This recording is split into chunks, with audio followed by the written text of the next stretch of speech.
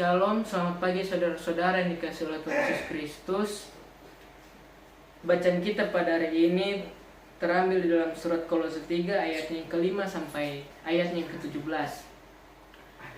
Sebelum kita masuk lebih dalam ke dalam pembacaan kita, saya ingin menyampaikan sebuah ilustrasi yang mungkin akan membantu kita semua memahami firman yang akan nanti saya bawakan. Jadi dalam hidup ini tentunya banyak perubahan. Ada yang orang miskin ingin jadi orang kaya, orang yang sakit ingin tubuh yang sehat. Bahkan usia kita pun selalu bertambah setiap tahunnya. Namun dari perubahan yang terus bertambah tersebut, apakah kita sudah mengubah perilaku kita, membentuk perilaku kita ke arah yang lebih baik? Misalnya seperti sekolah. Pada saat SD kita ke sekolah hanya belajar dan main. Setelah itu pulang, tidak berbuat apa-apa. Akan tetapi pada saat menuju jenjang berikutnya yang lebih tinggi, kita harus belajar dengan giat agar kita dapat menuju ke jenjang berikutnya. Yang berarti tanggung jawab pun dalam hidup kita itu semakin besar. Jika kita dalam perubahan hidup kita masih memakai cara yang lama, kita tidak merubah sikap kita, ya kita tidak akan bisa berubah untuk lanjut ke tingkat berikutnya. Nah, dan dalam bacaan kita pada hari ini menceritakan mengenai jemaat Kolose yang percaya kepada Tuhan, akan tetapi mereka ini tidak menghidupinya di dalam kehidupan mereka. Jemaat Kolose di sini dapat dikatakan mereka adalah jemaat yang bertumbuh dalam iman. Mereka ini sudah mengenal Yesus, percaya, berdoa, dan bahkan beribadah kepadanya. Akan tetapi Rasul Paulus itu tidak puas dengan hal itu semua. Karena apa? Karena jemaat Kolose ini mereka tidak menerapkan firman Tuhan di dalam budaya kehidupan mereka, dalam sifat hati mereka sehari-hari. Hati mereka ini mereka tidak ubah. Dan harus kita tahu juga bahwa jemaat Kolose ini sebagian besar adalah orang Farisi. Mereka orang-orang ahli Taurat. Nah, orang Farisi ini sangat kental dengan kewajiban agama. Mereka menghindari hal-hal yang dilarang. Mereka tidak melanggar hukum Taurat. Akan tetapi pemikiran dari jemaat Kolose ini justru menganggap bahwa agama Kristen ini hanya sekedar kewajiban agama. Yang berarti mereka hanya perlu yang melakukan kegiatan beribadah, melakukan berdoa yang saya bilang tadi, tapi setelah keluar dari gereja, setelah keluar dari itu semua, mereka tetap menjadi pribadi yang sama. Hati mereka ini tidak ada perubahan, perilaku mereka tetap sama. Karena pada ayat ke-5 di sini tertulis, karena itu matikanlah dalam dirimu segala sesuatu yang duniawi, yaitu pencabulan, kenajisan, hawa nafsu, nafsu jahat, dan juga keserakahan, yang sama dengan penyembahan berhala. Nah, saudara semua, jemaat Kolose ini tidak menghapus itu semua. Jemaat Kolose tetap melakukan hal itu setelah mereka keluar dari gereja. Karena mindset mereka itu tadi, maka itu Rasul Paulus mengirimkan surat ini kepada mereka agar mereka sadar bahwa selain hanya melakukan, tetapi Tuhan ini ingin mereka ini mengubah sikap hidup mereka, menanamkan dalam hati mereka firman Tuhan yang mereka dengar, mereka perbuat di luar gereja. Perbuat kepada orang-orang luar. Berbuat kebaikan.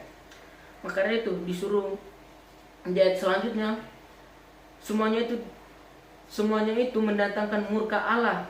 Perbuatan-perbuatan yang jahat itu akan membuat Allah marah. Allah tidak senang dengan perbuatan itu semua.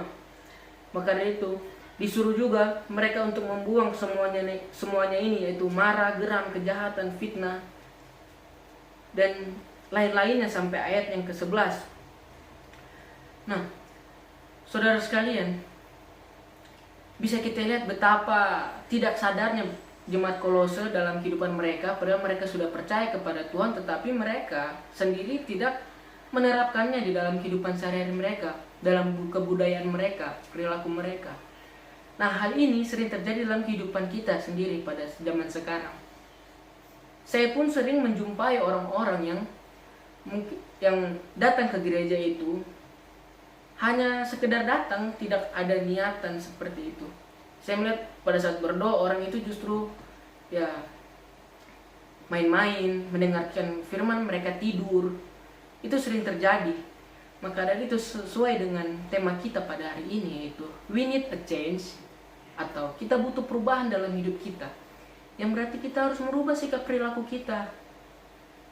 Jangan sama seperti ini jemaat Kolose.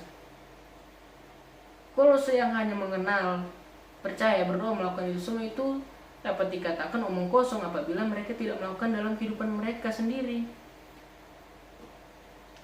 Nah, saudara sekalian, Tuhan kita ini adalah Tuhan yang Maha Kasih. Tetapi Tuhan juga membutuhkan tindakan, pembuktian dari kita sendiri manusia kepada Tuhan. Karena Tuhan ingin kita berubah. Tuhan ingin hati kita ini berubah menjadi hati yang baru. Bukan lagi saat kita keluar dari gereja, kita tetap memiliki hati yang sama. Nah, saudara semua, Tuhan mencari hati kehidupan yang berubah, tidak hanya sekedar mengikuti ibadah minggu, berpelayanan, beri persembahan, tetapi ya juga perilaku kita. Itu tadi yang saya bilang. Karena kenapa? Kita ini adalah milik Kristus. Kita orang-orang percaya yang berarti adalah punyaannya Dia. Yesus ini selalu beserta kita, yang menurunkan Roh Kudus kepada kita untuk membantu kita dalam segala tindakan kita. Roh Kudus yang mengatur semua apa yang kita perbuat. Ia membantu kita untuk mengubah hati kita menjadi hati yang lebih baik. Nah, pada ayatnya yang ke-12 sampai ke-17, di situ menjelaskan kepada kita mengenai perubahan-perubahan yang harus kita lakukan. Yaitu apa? Di ayat 12 dikatakan, kenakanlah belas kasihan, kemurahan, kerendahan hati. Selanjutnya, kita harus menjadi orang yang sabar. Ampuni orang yang lain apabila seseorang menaruh dendam terhadap yang lain. Hal itu semua yang dikatakan dalam surat Kolose ini, itu sangat benar adanya dan kita harus mempraktekkan itu semua dalam kehidupan kita.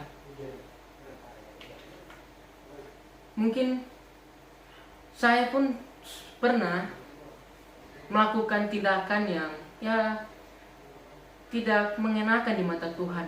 Akan tetapi saya pun ingin berubah dengan niatan, mengubah perilaku saya dengan niatan, karena saya tahu saya sekarang sudah besar.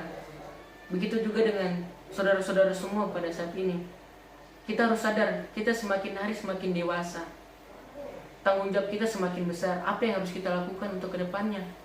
Apa kita akan terus stay atau tinggal di cara yang lama, atau kita ingin berubah ke jalan yang benar, jalan ke tingkatan yang lebih tinggi?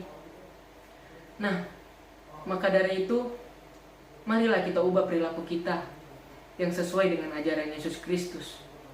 Jangan hanya cuma covernya saja yang bagus, hanya bagian luarnya saja yang kita terlihat, wah anak ini terlihat ya baik-baik, akan tetapi bagian dalamnya ya tidak ada yang tahu bagian dalam hatinya. Apakah hatinya bersih, putih, atau hatinya hitam? Maka dari itu kita harus dapat mencerminkan hati yang baik juga dalam kehidupan kita kepada orang lain. Amin.